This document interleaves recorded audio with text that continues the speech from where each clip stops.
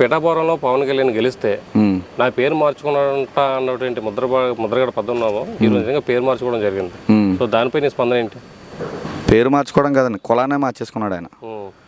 ఎవరైనా పేర్లు మార్చుకోవడం ఇదే ఉంటుంది, కానీ కోపం నుంచి రెడ్డిగా మారిపోయాడు.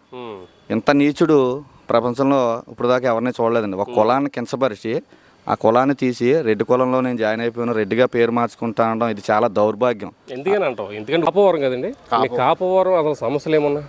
కాపవరం డ్రైనేజీలు సమస్యలు ఉన్నాయండి, కొద్దిగా వాటర్ ప్రాబ్లం ఉందండి. ఆ సమస్యల గురించే ఇవాళ మా ఎమ్మెల్యే గారు ముప్పుడు వెంకటేశ్వరరావు గారు ఇక్కడికి వస్తున్నారని తెలిసి మేము పొద్దున్న నుంచి ఇక్కడ ఆయన కోసం వెయిటింగ్ చేస్తున్నామని మండలం ఆఫీస్కి వచ్చాం.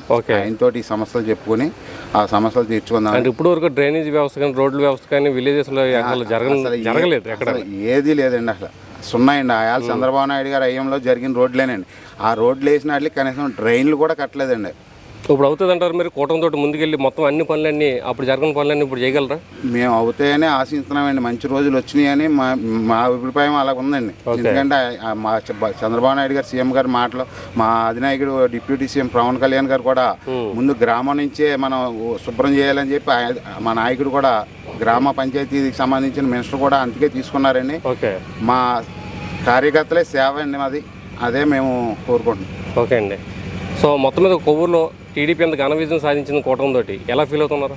చాలా ఎక్సలెంట్ అండి. మేము అలా మమ్మల్ని భయపెట్టారండి. మేము 5 ఓట్లతో 3 ఓట్లతో నగ్గుతామని మమ్మల్ని కూడా భయపెట్టివారండి. అలా ఇదేంట్రా బాబు, మనం ప్రతి ఊర్లో ఎంతలా మాపులు పోలు కష్టపడ్డాం, ఎవరిని అడిగినా మీకే అన్నారు, ఏళ్ళేటి ఎలా చెప్తున్నారని.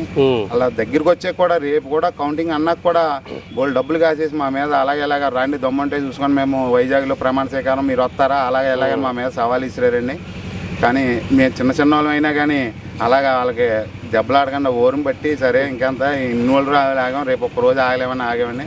కానీ వాళ్ళకి అదే చెప్పు దెబ్బ కొట్టినట్టు అయిందని మళ్ళీ ఎవరో రోడ్డు మీద కూడా రాలేదు, ఎవరో కూడా మళ్ళీ ఛాన్స్ లేదు. ఇప్పుడు కాదండి, వాళ్ళకి ఇంక 2 తరాల పాటు ఇంక ఛాన్స్ ఉండదు, పార్టీ కూడా ఉండదని మేము ఆశిస్తున్నామండి. భూస్థాపన ఇవ్వచ్చు వైఎస్ఆర్ పార్టీ త్వరలో.